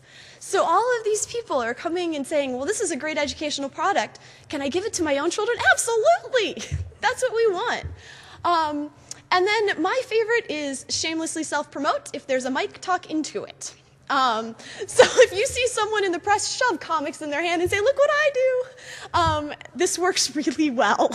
And they have caught on. You can see over there is a girl that just because she wanted to dressed as Spectra for Halloween. This was a highlight of my career. And when I started this, I thought this was ironic. The very first time I started it, first comic, I jokingly said, well, if someone dresses like Spectre for Halloween, I'm just going to retire. So I didn't. Here's just a couple of the things that we do to shamelessly self-promote. Someone from the Wall Street Journal walked by when we were at a conference, and we shoved comics in his face and said, hey, you want to read these? And he read Nikola Tesla, and I was quoted in the New York Times or Wall Street Journal blog. Just because literally someone walked by, he looked important, it said press on his badge, and I'm like, here!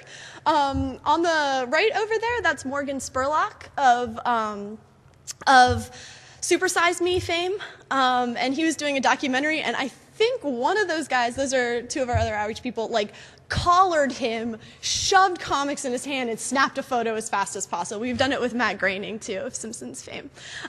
So you got to get it out there. You really have to push to make sure people see you. And they're not going to come by and knock on your door and say, hey, are you doing interesting things? It's not going to work. You have to get it out there. You can have the best idea on the planet, and if you're just sitting on it, it doesn't matter.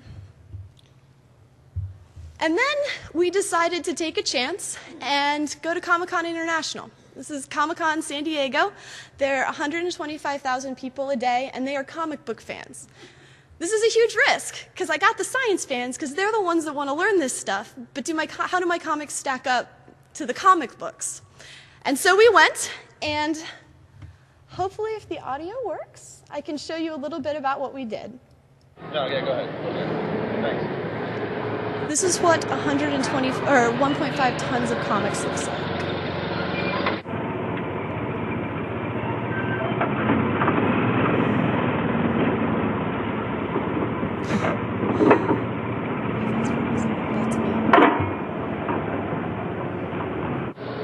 It's 7 a.m. And I'll fast forward to one of our other outreach people talking a bit about what Comic-Con was like for him. Back and grabbed copies where the draw was. So comic books are very common at Comic-Con. So when we actually mentioned that we had physics comic books or comic books about Nikola Tesla, that's where the draw was. People were really excited after they heard that part of it. Came back and doubled back and grabbed copies for them and their family. We often go to... Oh, whoa, shoot. He has a couple of, he has one or two other things that he says that I think is just absolutely hilarious. Oh, that. Yeah, in a word, insane.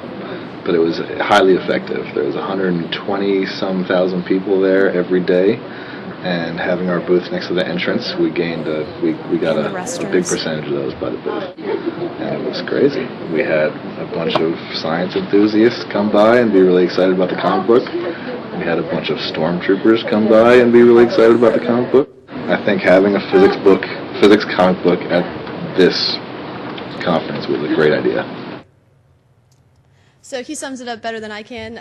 We had the Flash, Two-Face, stormtroopers, you know, from here to tomorrow, which is really kind of a neat thing. This is something you might not think about. But if you're a famous guy and you want to walk around the exhibit floor, which is overwhelming, you dress as a stormtrooper because you have a mask and no one's going to recognize you. So the Mythbusters put on their stormtrooper outfits and walk around. So we could have been giving it to the geek that lives in his mom's basement, or we could have been giving it to Adam Savage. We don't know. But again, shameless self-promotion. So these are some of my favorite pictures. This is me autographing the comics for Yoda. The Thing. This is, some of you may know PhD Comics, so we were part of the video. That's Jorge Cham. And one of, James Roche, who you heard speak, made fun of me later because he's like, you're usually really good in a mic, but man, you totally had some fangirl going on. Matt Groening, who we've met 2 years in a row and remembers us. These guys are just funny. Morgan Spurlock and a kid dressed as Kiss. Again, shove it in their hands and snap a picture. So we gave away 1.5 tons of comics every year. Shipping that is insane and awesome. So 1.5 tons of comics, you can think of how many people that reaches. And these are people that very much want these. The third year, we had people coming back and saying, what do you have this year? What do you have this year? What's your new one? What's your new one? And even I ran into some girl holding the Spectre comics, and she goes, where did you get those? I was like, oh, you want them? I write them. And she's like, really? And ran away. I was like, oh, yeah, I intimidated somebody. It's very different for me. I'm a physicist. I never thought little girls would run away intimidated. Lasers are used in many branches. What do we do now? We have this great laser superhero. Where are we going? Lasers are used in many branches of physics, so we can use Spectre's power pretty much anywhere. Again, this was right to middle schoolers. This is an audience we need to reach, and this is a female superhero. We're going to leverage it as much as we can. We worked with a group, I had forgotten to say earlier, a group called girlwonder.org, who promotes positive representations of women in comic books. And they said, don't make it pink. I know you want girls, please don't make it pink. It's not My Little Pony. Make it accessible, bold colors, make her a strong, well-rounded character. You'll reach the kids with that. Please don't make it pink. So you'll see our bold colors, the art style, it was a very, very conscious choice based on what we learned from people that really work with this audience. Physics Quest 2012 and the associated comics, Spectra's Turbulent Times, and that's the one with Henri 2.0. We love the puns. Tesla's very popular, very, very popular, and we've often thought of expanding that series of scientists out a little bit. That's something that's on hold because there are plenty out there. There's a graphic novel about Feynman, lots of graphic novels, and of course we're going back to Comic-Con. This will be our 4th year, and it just keeps growing. So big thank you to the Spectra team.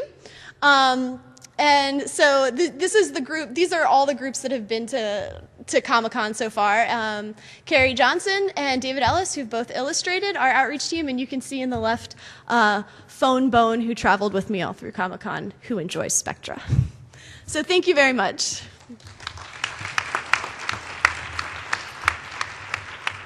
We don't have time for questions, but I hope all of our authors, our speakers will come tomorrow morning and we'll have 4 hours that we can talk about art or stay around after for questions.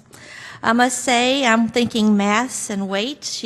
I've never seen a physicist measure outreach impacts in tons of comic books. And I have to think, wait, it's not mass. Anyway, it's only a physicist would do that to us. So our last but not least, you can get out your iPads now.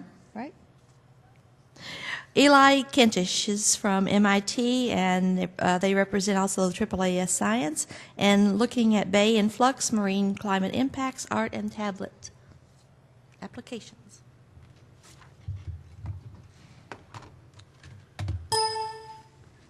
Hi, thanks for coming to this session. I'm a reporter. I cover climate change, I cover energy, I work for Science Magazine. Why am I working with art students and partnering with video artists and also exploring graphic novels? The answer is that I'm concerned that the traditional tools of science journalism have proven insufficient thus far for the challenge of communicating about climate change. And so the first question of my talk is, why am I embarking in this direction? Why has my career moved, as you see, from traditional means like working at Science Magazine and writing books aimed at broad audiences to what I call creative climate journalism? And then the second question that I'll explore is, what role do art students and artists play in sort of enhancing the traditional way that we communicate about climate change? The first answer to the first question about why I got involved is that I feel as though the enormity of the climate problem and the sustainable development challenge is not matched by either the quantity or even the quality of journalism around it. This is a chart showing newspaper coverage of climate change. As you can see, it kind of spikes in 2009, 2008, 2009, around the Copenhagen meeting. But these levels of articles, you can see on the left side, just several hundred articles a month all over the world seems woefully inadequate for the level of the challenge when it comes to a whole planet warming up and the impacts. This is an analysis of the American public when it comes to their views and attitudes on climate change. This is done by Yale and George Mason. They're experts on public opinion when it comes to climate change. And the area I'm interested in are these in the middle, the cautious and the disengaged. This data is about a year or two old. It's been updated. In that time period, you might have heard that public opinion has shifted more towards being convinced about the reality of climate change. Mostly it's people in this doubtful moving to disengaged or disengaged moving to cautious. And so this middle area, the audience that I'm interested in, has grown. And while there's some recent encouraging findings about public views on climate change, specifically around how the American public is linking extreme events to the kind of worst case scenarios about climate change.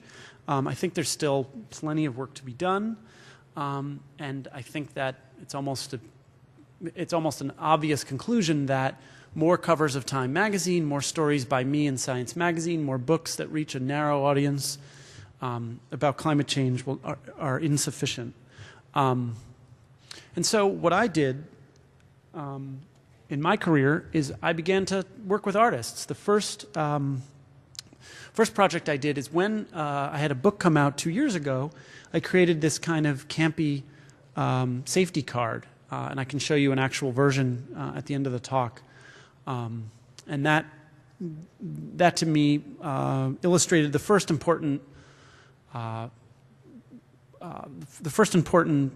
aspect of working with artists when you're thinking about communicating about climate change, which is that the medium should match the message. And so in the use of Tesla to make a physics comic book, you have this kind of fantastical story. When it comes to the airline safety card, when we all look at it, we hope we'll never have to use it. And the same is true of the techniques I was writing about, geoengineering. So medium and message is really important. I think it's also important to partner with really talented artists. I made a video that explored how certain aspects of climate change are related to sensitivity, climate sensitivity, and I used a pair of really talented improv actors, and we kind of improvised around the idea that one of them, as they were drinking, was getting more and more affected, and the other one wasn't, which has to do with the idea that some climate models show greater sensitivity than others. The message being use talented artists. Another message I've gotten early on is that there's a lot of interest in both sides. Both scientists realize the importance of communicating. They realize that the tools we've used up till now have proven insufficient, as I said. And artists are very interested in this particular topic. I'm not reaching out to artists to ask them to focus on an area which is new to them. A lot of artists, I've learned, have told me they're already very interested in how the planet is changing, in sustainability, in humans' relationship with nature and how that's shifted. And this became clear because I would host these dinners last year at MIT where I was a fellow, and I got over 100 people over the course of a year to come to these climate art pizza dinners where climate scientists and artists would share ideas, brainstorm, network, and it's led to some specific projects. One of those projects came out of an exhibition which I put on last year called the Two Extremes exhibition. And that exhibition challenged artists to propose pieces of public artwork that would explore the idea of climate extremes. The winner of that exhibition, which came on at MIT, is a British video artist named Sam Jury. She and I are now taking her proposed piece and trying to bring it to fruition in Boston. The piece is called Here After Now, and this piece responds in real time to climate data. The piece uses Sam's very painterly, slow video style to look at how Boston will change. But when there's local extremes, a few days of rain, a few days of heat wave in Boston, the images in the video piece will shift so that the viewer seeing it will get a sense that this story of climate change is not something that's distant. It's not just in the polar regions. It's not just happening to island states in the middle of the Pacific. Climate change is affecting Boston. And I think that local message is a central one when you're communicating about climate change. With these lessons in mind, I proposed a class which is now wrapping up at RISD, the Rhode Island School of Design. And this class was supported by the National Science Foundation, which has included RISD in a coalition of Rhode Island schools focused on a number of sustainability challenges around the ocean. And they brought RISD in, to their credit, because they realized that communicating climate change is an important aspect of research.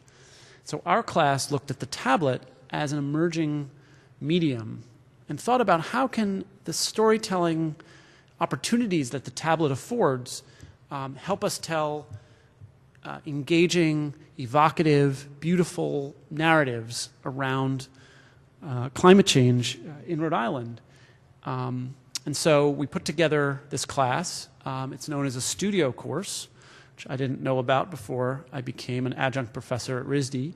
But a studio course means these long periods where the students have time to really delve into their work, into a subject matter. The course was team taught by me, the science guy, and two rather senior or experienced RISD professors who know about design, they know about art. One of them has strong background in code. And our focus in the class was how does the tablet give us these new opportunities for telling stories and for narrative. That narrative explores a pretty compelling issue, which is that this rather small and shallow body of water in Rhode Island, the Narragansett Bay, is changing very quickly. And so the students had a lot to explore. We began by bringing scientists to the classroom at RISD and having them lecture and giving the students reading material. And what the students learned was that this body of water has warmed up something like 4 degrees Fahrenheit in the summertime, which was very meaningful. There used to be a winter bloom that covered the surface of the Narragansett Bay in the winter. It no longer happens. Whole species of fish no longer appear that used to be caught by fishermen in the Narragansett Bay, like the winter cod. And new species, which are attracted by the warm water, are coming into the bay. We took the students on a field trip to help the University of Rhode Island's weekly fish trawl. And it's through this fish trawl that the scientists of Rhode Island have noted these striking changes. And the students, you can see on the bottom, they found a shark. They also found a pufferfish. There's also tropical seahorses that have come into the bay. So this is an area that's changing fast. We focused on the tablet because it has all these exciting aspects that we think, in addition to being a compelling topic in terms of the climate change, we thought that the medium is compelling and really cutting edge to be thinking about how to tell stories with a tool that has Wi-Fi and a camera and this incredible screen and can sense movement, and it's obviously touchscreen. What we learned as the students started to propose apps and started to come up with stories is that that period of response in the class can go in unpredictable ways. The students were asking me, Eli, is there a food web that I can look at to refer to? And we couldn't find a good food web in all of Rhode Island talking to all these scientists. So the students ended up making one, and here is some examples. And each of these panels, if you can imagine, would respond to touch, and you'd be able to navigate through the panels. Other students learned about an effort in Rhode Island to think about sustainable eating in a new way. That way, instead of saying this fish is good, this fish is bad, the idea is to eat holistically. You can occasionally have a bad fish if you're eating in this kind of ecological way. And so it was through, this had just been an idea of a student at University of Rhode Island, but it's through skilled design that students were able to bring that idea out. Other students tapped their interest in painting. This is a kind of idea where different people in different places would be touching the screen, creating color, which was inspired to the student from the idea of heat. Over here is a kind of game where you can change the different conditions in the bay, the temperature and the pH, and see which fish come and go. And here's the idea for a game which tackles this difficult problem of scale. You mentioned that the bay has risen by 4 millimeters a year. What does that actually mean? The bay has warmed up by 2 degrees centigrade in the wintertime. What does that mean? And the student is coming up with some ideas. Some of the challenges, which I think the course helped make clear, is structuring good interactions between artists and scientists, I think really depends on time. We were cramming a lot into 13 weeks in an art school, and I think the most valuable interactions really require sustained experience, a scientist and artist getting to know one another, really understanding the challenges that each of them face. It's hard in a class like this when you're focused so much on the technical aspects, both of the climate change and the medium, the tablet, to actually get at the most important aspect, which is this idea of translation, reinterpretation. And then finally, I think it's important I think we should, as science folks, be reaching out to art schools and trying to do more partnerships like this. The art schools themselves are grappling with this idea of research, and should they be devoting resources towards new areas like this? So that's just something to be aware of. Thanks to MIT, which has funded me for 2 years through a fellowship, and the National Science Foundation for supporting this work. Thanks a lot.